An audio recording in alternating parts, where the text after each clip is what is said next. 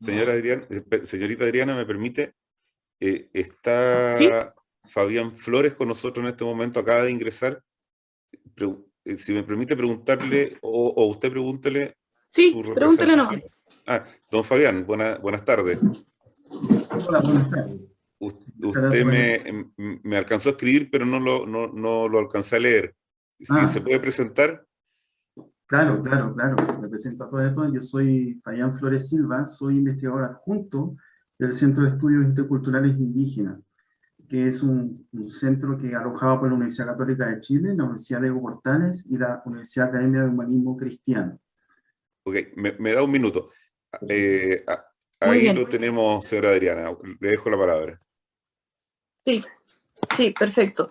Entonces vamos a darle el pase primero al expositor y luego vamos a hacer la ronda de preguntas a todos el último bloque completo. Así que adelante al Centro de Estudios Interculturales e Indígenas, tienen la palabra por 10 minutos. Bien, muchas gracias. Quiero agradecer a las constituyentes, a los ciudadanos de este país. Mi nombre es Fabián Flores Silva, investigador del Centro de Estudios Interculturales Indígenas de la Universidad Católica, al cual represento en esta instancia. En esta presentación voy a hablar sobre dos puntos esenciales. Uno, la importancia de que la Convención realice esfuerzos para incluir a los territorios rurales e interculturales en los procesos de participación y también indígenas. Y dos, sobre una propuesta metodológica que permita que los procesos de participación social descentralizados y en perspectiva de equidad territorial tomen en cuenta seriamente la importancia del proceso de sistematización de las propuestas locales y que éstas sean debidamente recogidas y transmitidas en el trabajo de los convencionales. Nuestro centro ha estado involucrado desde el 2012 con diversas comunidades rurales, indígenas e interculturales, y nosotros desde ese lugar es que esperamos hacer una contribución en este debate de esta comisión. Sabemos ya que existe consenso académico-social en que la participación debe ser promovida ampliamente por la Convención para que la Constitución tenga la mayor legitimidad posible sobre esto, en especial cuando hablamos de la participación de pueblos originarios, cuyos procesos de consulta también se encuentran sometidos a estándares que definen obligaciones. Existen diversos modelos, pero por lo general estas propuestas piden que la participación sea incidente al menos sobre la labor de los constituyentes, considere la plurinacionalidad, la perspectiva de género y también a los distintos territorios. También se ha recomendado que la Convención legitime los espacios autogestionados por organizaciones de base civiles que deben presentar sus reivindicaciones, así como promover cabildos en aquellos sectores pocos u no organizados. Del mismo modo, se pide que la Convención abra canales telemáticos, virtuales y copresenciales de participación. Como Centro CIR, nos interesa en particular que esta honorable comisión pueda tomar nota sobre la importancia de facilitar por todos los medios posibles la participación de territorios y territorialidades rurales, rururbanas, indígenas e interculturales, construcciones simultáneamente jurídicas, sociales, identitarias y colectivas, para que éstas puedan manifestar efectivamente su interés dentro del trabajo de la Convención. El mundo rural alberga cerca del 13% de la población nacional, mientras que el 10% de la población se autoidentifica con alguna nación originaria. En los intersticios están los territorios interculturales de coexistencia entre indígenas, afrodescendientes y no indígenas, que también merece atención. ¿Ya? La cuestión de fondo y que nos motiva a nosotros estar presentes en esta audiencia es de qué modo las voces de estas territorialidades pueden lograr el mismo trato y consideración que aquellas de las grandes metrópolis y zonas urbanas acomodadas, de qué modo la Convención puede establecer puentes o acciones afirmativas que acorten la brecha entre el mundo urbano y rural, no indígena e indígena en materia de participación, de qué modo una participación descentralizada puede lograr una representación lo más apegada al sentir local de esas voces, es decir, sin que la sistematización de las mismas no termine traicionando el sentido original de sus demandas. ¿Cómo resguardar la pluralidad de voces en estos procesos participativos para que éstas no terminen siendo sobrecodificadas y aplastadas en su singularidad por el lenguaje constitucional y jurídico que impone escribir una nueva constitución? Consideramos que estas respuestas deberían ser motivo de ocupación para quienes vayan a definir la metodología de participación social y popular en la Convención, al menos por dos razones. La primera, ya sabemos que tanto en el plebiscito de octubre de 2020 como en las convencionales de este año, mostraron una baja participación de comunas con alto porcentaje de ruralidad e indigeneidad. En este sentido, la Convención puede enmendar el problema de la falta de incentivos que dejó la reforma constitucional del 2020 y que no permitió favorecer la participación de estos territorios. La segunda razón es que a la luz de las experiencias de otros procesos constituyentes como Colombia 91, Ecuador 2008, Bolivia 2009 e Islandia 2010, que le dieron prioridad a la participación social, aprendimos la siguiente idea. No importa cuán extensiva e intensiva sea la participación mientras la Convención no tenga claro cómo será cargo de las expectativas que ella levanta incitando a las comunidades a participar.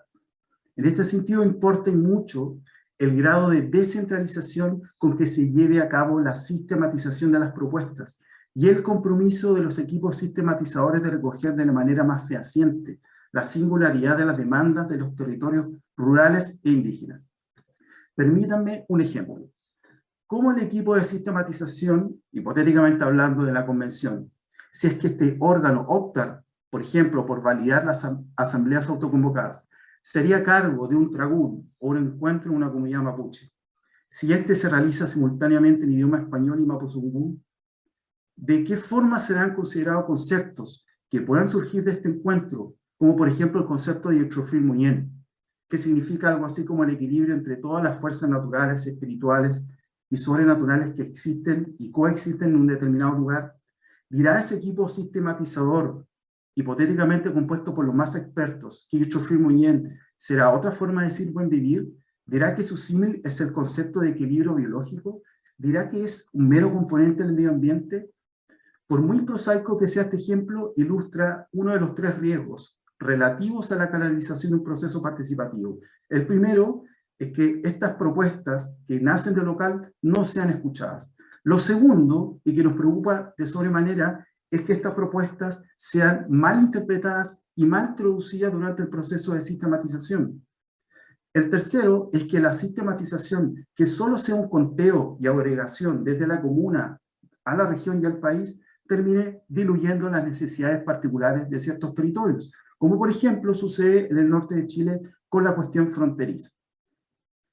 El proceso constituyente de Colombia, por ejemplo, estableció 1.580 mesas regionales de trabajo, recibieron más de 100.000 propuestas, y una comisión preparatoria las sistematizó y sintetizó en alrededor de 10.000. Estas propuestas fueron entregadas en diversos informes a la Asamblea Constituyente. Ese proceso, que ha sido exitoso, también nos ayuda a iluminar sobre cómo proceder para una participación social descentralizada y en perspectiva de equidad territorial. Eso para nosotros involucra al menos abordar 4 desafíos. El primero, que la Convención debe llegar a estos territorios rurales, indígenas e interculturales con tanta o mayor fuerza como lo hará con aquellos territorios urbanos. En segundo lugar, que la Convención pueda promover la participación al nivel más local posible. Para eso es importante que sea considerado el nivel municipal, no solo el provincial y regional, como hemos visto que enfatizan otras propuestas de participación ciudadana. ¿Ya? Para nosotros es muy importante que la Convención fomente un trabajo con organizaciones arraigadas a lo comunal y que el Estado, a nivel subnacional municipal, facilite las instancias para promover procesos de autoconvocatoria. En tercer lugar, que la Convención debiese establecer equipos de sistematización lo suficientemente plurales y descentralizados. Por ejemplo, un equipo de sistematización para cada provincia, idealmente con personas del mismo territorio, para que estos sean sensitivos a la escucha y traducción de las voces locales. Esto para quebrar con la lógica de los expertos, que sean y que esperamos no sean los principales protagonistas de este ejercicio de sistematización. Ojalá se creen equipos transdisciplinarios, interculturales, paritarios, representativos de la realidad regional, para que lo que produzca ese equipo de sistematización no sea tanto lo común como sinónimo de lo homogéneo, sino como equivalente de lo diverso y lo particular. Esto implica un esfuerzo superlativo, para que no solo estén los expertos en derecho constitucional o en ciencias sociales, sino que representantes de pueblos originarios, lingüistas, representantes de los territorios. Como tareas centrales de este equipo serían: 1. Comprender el sentido de la demanda, lograr contextualizarla, situarla en su particularidad. 2. realizar un esfuerzo de sistematización y codificación que, bien va a ser un lenguaje jurídico y técnico, no se aleje del sentido de la demanda local. En cuarto lugar, quisiera decir que la Convención también tiene el desafío de cómo conducir esto sistematizado dentro de su trabajo.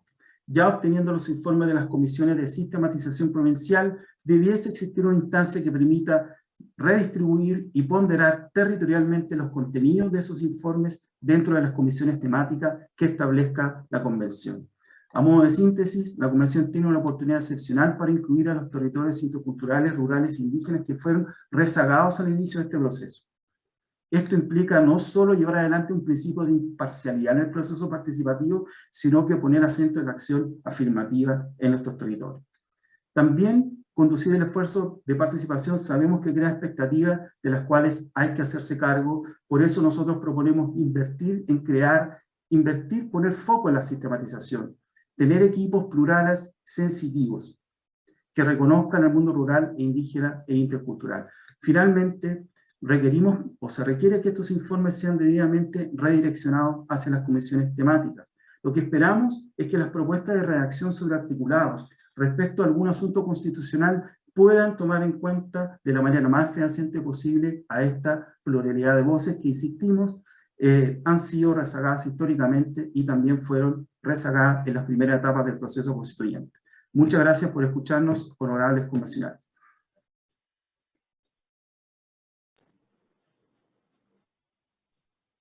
Muchas gracias por la exposición. Vamos a pasar ahora sí al tiempo de preguntas. Los convencionales constituyentes que tienen levantada la mano son Fernando Salinas y Julio Álvarez.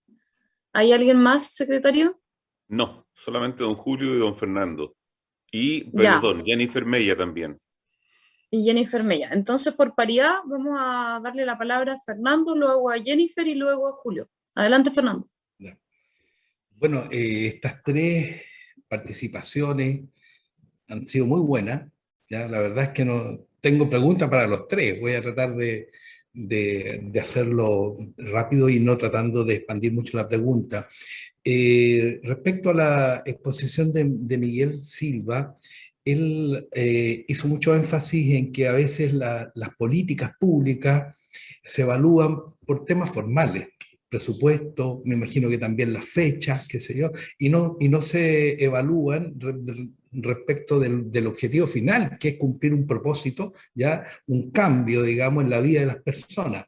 Entonces, yo me imagino que esto tiene que ver también con los funcionarios, digamos, que realizan estas políticas, están principalmente preocupados de cumplirle al jefe, digamos, y la manera en que él le evalúan. Entonces, muchos de ellos a lo mejor que tienen vocación de servicio, pueden ir un poco más allá, pero queda un poco a criterio, digamos, de él. Entonces, me gustaría saber tu opinión respecto de cómo podrían introducirse alguna metodología o una forma de incentivar de que el sistema, las políticas públicas lleguen al objetivo final y no solamente al formal, digamos. Esa es la pregunta para Miguel Silva.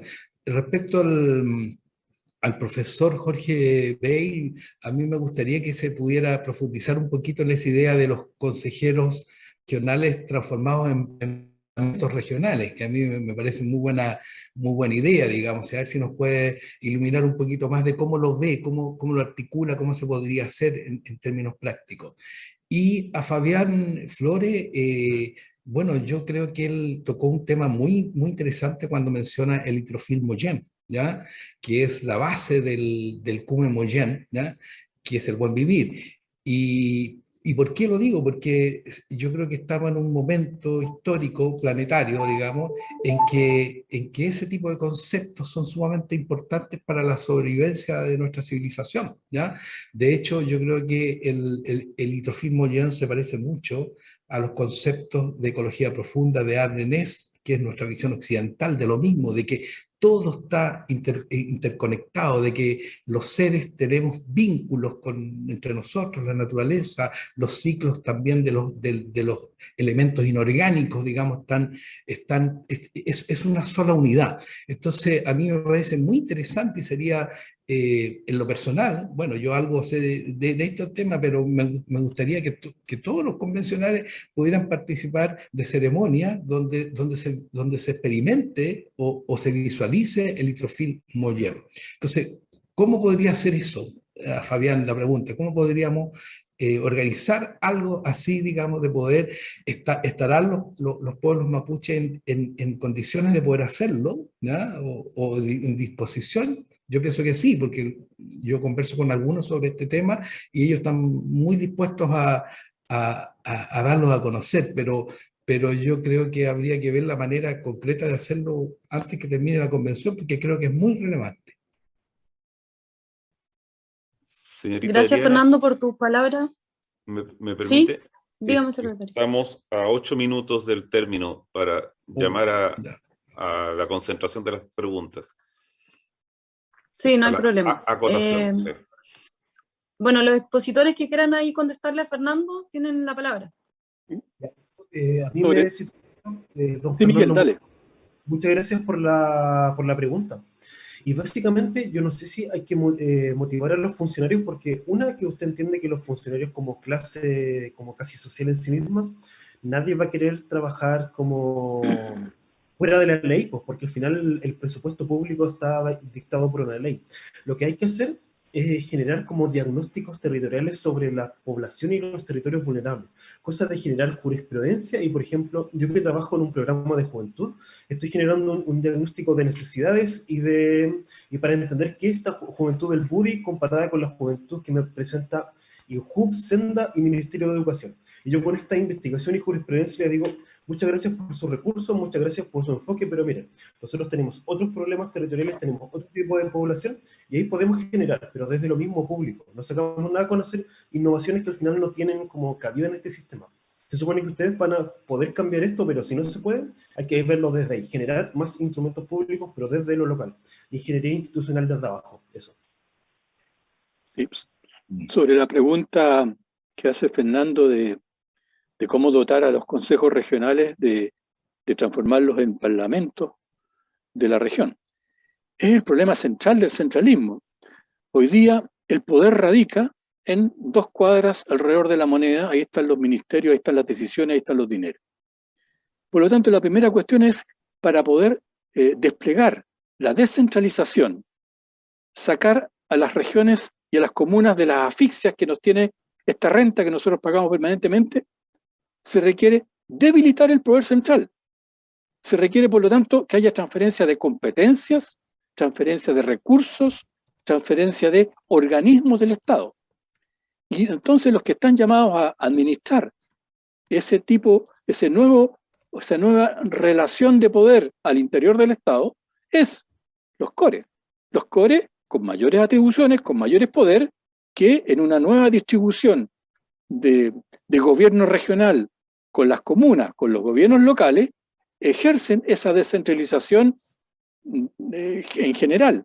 Es decir, aquí, para poder terminar o para poder reducir el excesivo centralismo que existe actualmente, toda esa crítica a las políticas públicas que hablaba Miguel muy bien, es necesario debilitar el poder central. ¿Y a quién se los transfiere? A los parlamentos regionales, que tienen una visión del territorio amplia y que es una nueva distribución entre ese gobierno regional, ese consejo regional y los gobiernos comunales, los alcaldes, los consejos comunales y, lo que yo agrego muy importante, los consejos de organizaciones de la sociedad civil. Hoy día esas instancias son asesoras de las municipalidades, asesoras del alcalde. Esas instancias que reúnen a todas las organizaciones de una comuna tienen que tener poder de decisión vinculante. Ellos representan a la sociedad civil, al conjunto de ellas, y si ellas tienen poder de decisión, pueden evidentemente fortalecer lo que es esta descentralización. Entonces, democracia social vinculante, más poder para los consejos comunales, más poder para los consejos regionales, es lo que nos permite efectivamente sacar, digamos, el poder del centro, de las 2 cuadras alrededor de la moneda, y trasladarla a los distintos maritorios y territorios. Muchas gracias. Yo quisiera responder muy brevemente al comentario de Fernando Salinas. Quiero decirle que el proceso, los cabildos constituyentes que fueron organizados en el penúltimo gobierno, tuvieron, a mi parecer, un pequeño problema, y es que, bueno, hubo cabildos autoconvocados y también el gobierno, el Estado, fue a convocar espacios de participación. Pero, ¿qué pasa con este filtro de la sistematización y de los equipos de sistematización? Lo que hicieron fue comenzar a agregar y comenzar a abstraer las demandas locales, se está transformando en grandes temas, y esos grandes temas se olvidaron de lo local. Si uno ve el informe de sistematización, los varios informes, uno de ellos enviado a la OSD, uno puede apreciar ese grave problema. Entonces, para que conceptos como el Chofim-Muyén o cualquier otro concepto que venga de lo local tenga mejor cabida y entendimiento por el ejercicio de los convencionales, es que nosotros hacemos esta apuesta, porque los equipos de sistematización tienen que ser algo a ser tomado muy en serio. Tienen que ser equipos sensitivos, multidisciplinarios, interculturales, atentos al escucho, porque si no van a tener un poder de mediación muy importante. Y acordemos de esta frase, ¿no es cierto?, traductor-traidor, que siempre va a ser así, pero que nosotros aspiramos con esta metodología impedir de que estos equipos se transformen en un otro poder que termine deslavando esa sensitividad tan importante de ser recogida en este momento por ustedes.